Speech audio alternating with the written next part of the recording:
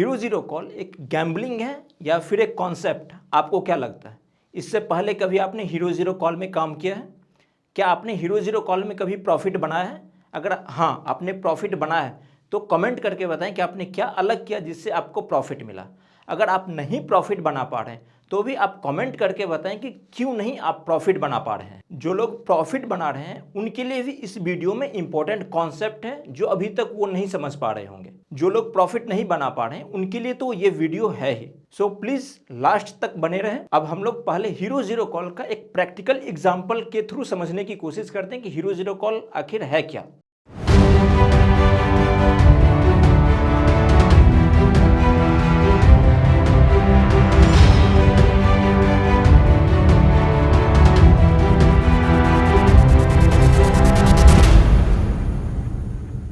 आप सोच रहे होंगे कि ये पीछे इमेज क्या है। यही हीरो जीरो कॉल है। मैं इस कॉन्सेप्ट के थ्रू आपको मैं हीरो जीरो कॉल समझाऊंगा। सबसे पहले यहाँ पे दो पर्सन है, पर्सन 1 और पर्सन 2। अब दोनों इस रस्सी को खींच रहे हैं, एक थ्रेड है, इस रोप को खींच रहे हैं। तो जब दोनों इस रोप को खींचेंगे तो यहाँ पर 3 प्रोबेबिलिटी बन सकता है। या तो फर्स्ट पर्सन इस रोप को अपनी तरफ खींच ले, या फिर सेकंड पर्सन इस रोप को अपनी तरफ खींच ले, या फिर कोई भी इस रोप को अपनी तरफ नहीं खींच पाएगा। यही 3 प्रोबेबिलिटी बनता है, 3 प्रोबेबिलिटी। यही 3 प्रोबेबिलिटी आपका हीरो जीरो कॉल का। अब ये कब अपनी तरफ खींच पाएंगे? जब इनके तरफ ज्यादा फोर्स होगा तब ये अपनी तरफ खींच पाएगा। ये कब खींच पाएगा? जब इसके तरफ ज्यादा फोर्स होगा तब ये खींच पाएगा। मतलब फर्स्ट पर्सन तब खींच पाएगा जब फर्स्ट पर्सन ज्यादा फोर्स लगाएगा। सेकंड पर्सन तब खींच पाएगा जब सेकंड पर्सन ज्यादा फोर्स लगाएगा। अगर फर्स्ट पर्सन और सेकंड पर्सन दोनों का फोर्स इक्वल हुआ तो फिर रस्सी को कोई नहीं खींच पाएगा। यहीं पे आपका हीरो जीरो कॉन्सेप्ट में लॉस होता है। यही चीज को आपको समझना है और इसी चीज को हटाना है। चलिए अब हम लोग इसको और डिटेल से समझते हैं। फर्स्ट पर्सन को हम बायर्स मान लेते हैं, बायर्स। फर्स्ट पर्सन हमारा बायर्स हो गया।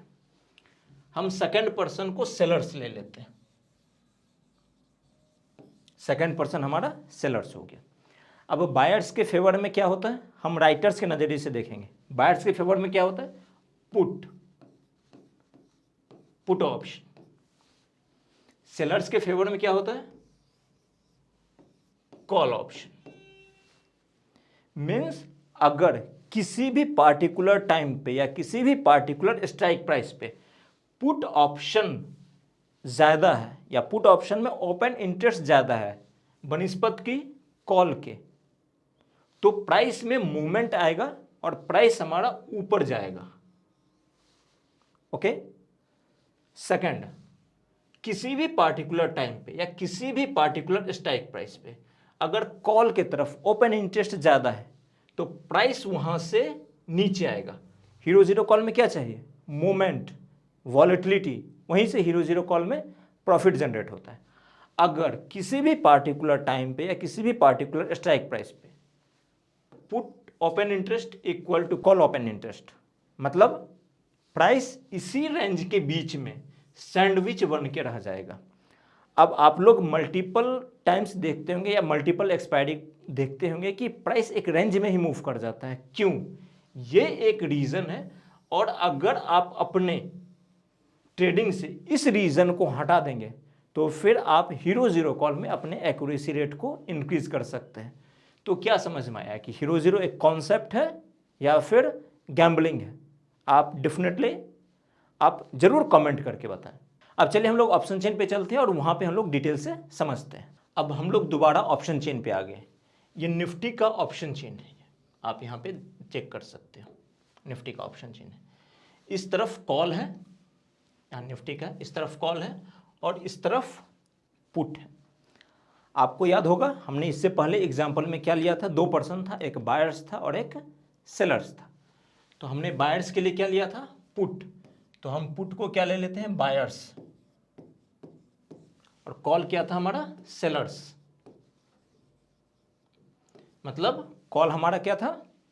सेकंड पर्सन था,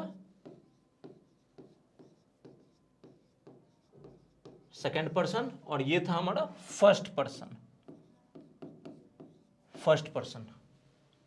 ये हो गया फर्स्ट पर्सन और सेकंड पर्सन। अब आप उस एग्जाम्पल को यहाँ से रिलेट करके देखिए, आपको हीरो जीरो का पूरा कॉन्सेप्ट समझ में आ जाएगा।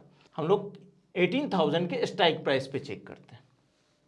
18,000 के स्ट्राइक प्राइस पे कितना है आपका? 1.5 करोड़ है, 1.5 करोड़ ओपन इंटरेस्ट, और इधर पुट के तरफ 53 लाख ओपन इंटरेस्ट।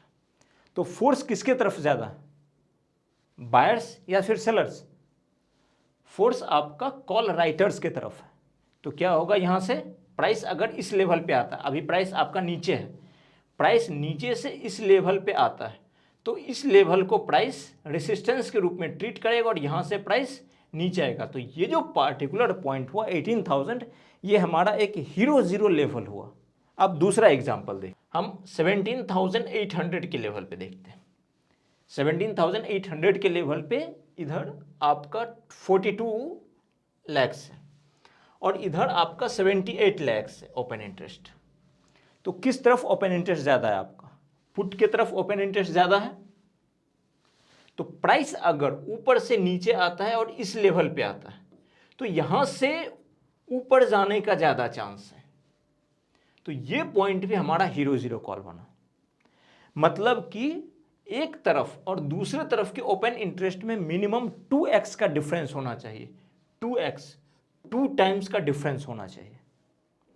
अब इस कॉन्सेप्ट को थोड़ा और टेक्निकलिटी से समझने के लिए आपको 2 कॉन्सेप्ट की जानकारी होनी चाहिए। एक आपका है शॉर्ट कवरिंग, दूसरा है आपका लॉन्ग अनवाइंडिंग। उम्मीद है आप लोग इस कॉन्सेप्ट को पहले से ही जानते होंगे। अगर पहले से नहीं जान रहे तो हमारे YouTube चैनल पे वीडियोस है, नहीं तो आप आई बटन पे क्लिक करके भी इस कॉन्सेप्ट को समझ सकते हैं। वैसे हम लोग माइन्यूट डिटेल्स में इसके ऊपर भी बात करेंगे आगे। अब आपके मन में एक क्वेश्चन आना चाहिए, अगर नहीं आ रहा है तो आना चाहिए, कि इसमें मूवमेंट क्यों होता है? हीरो जीरो कॉल में आखिर के समय में मूवमेंट क्यों होता है? मूवमेंट का मेन रीज़न है आपका ये जो अभी बताया था, शॉर्ट कवरिंग और लॉन्ग अनवाइंडिंग। अब इसको और डिटेल से हम लोग देखते हैं क्या है। सपोज कर लीजिए कि 18,000 के लेवल पे हमारा 1.5 करोड़ ओपन इंटरेस्ट है, मतलब 1.5 करोड़ कॉल राइटर्स हैं, ठीक है। अब एक्सपायरी के समय इनको मार्केट से हटना होगा, तो ये क्या करेंगे? ये कॉल बाय करेंगे। कॉल बाय करेंगे तो क्या करेंगे? ये प्राइस को ऊपर लेके जाएंगे। कॉल बाय करेंगे तो क्या करेंगे? प्राइस को ऊपर लेके जाएंगे। इसी के अगेंस्ट इधर कितना है? 53 लाख। इधर 53 लाख है। 53 लाख कौन है? पुट राइटर्स है। अगर पुट राइटर्स को अपना पोजीशन स्क्वायर ऑफ करना होगा तो ये क्या करेंगे? पुट बाय करेंगे। तो ये मार्केट को अपनी तरफ नीचे लेके जाएंगे, लेकिन यहाँ पे इससे 3 गुना ज़्यादा है, तो फोर्स 3 गुना इनके पास में, तो ये अपनी तरफ मार्केट को ले जा सकते हैं। इसीलिए एक्सपायरी के समय जो वॉलेटिलिटी आता है, उसी वॉलेटिलिटी को हमें पहचानना है, और उस वॉलेटिलिटी को सिर्फ पहचानना ही नहीं, कितना वॉलेटिलिटी आएगा, कितना मूवमेंट आएगा, वो इधर और इधर कितने का डिफरेंस है उस पर फर्क पड़ता है। अब एक चीज़ और कि कब मूवमेंट नहीं होगा। सपोज कीजिए कि इस तरफ 1.5 करोड़ है, यहीं पे 18,000 के लेवल पे आपका इस तरफ भी अगर 1.5 करोड़ हो जाए, इस तरफ है 1.5 करोड़ और इस तरफ भी 1.5 करोड़ हो जाए, तो क्या होगा? इस तरफ जब शॉर्ट कवरिंग होगा तो इधर से क्या करेंगे? प्राइस को ये ऊपर लेके जाएंगे, सेम अमाउंट है, और इधर से प्राइस को ये लोग नीचे लेके आएंगे।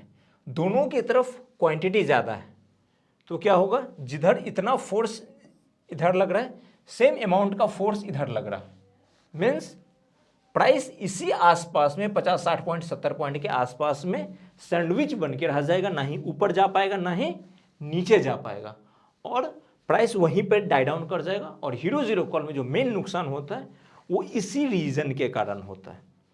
उम्मीद है कि आपको ये हीरो जीरो का कॉन्सेप्ट समझ में आ गया होगा। अगर आपको अभी भी कुछ कन्फ्यूज़न है, कुछ डाउट है, तो आप हमें कमेंट करके ज़रूर बताएं, हम उसका रिप्लाई डेफिनेटली करेंगे। Thank you.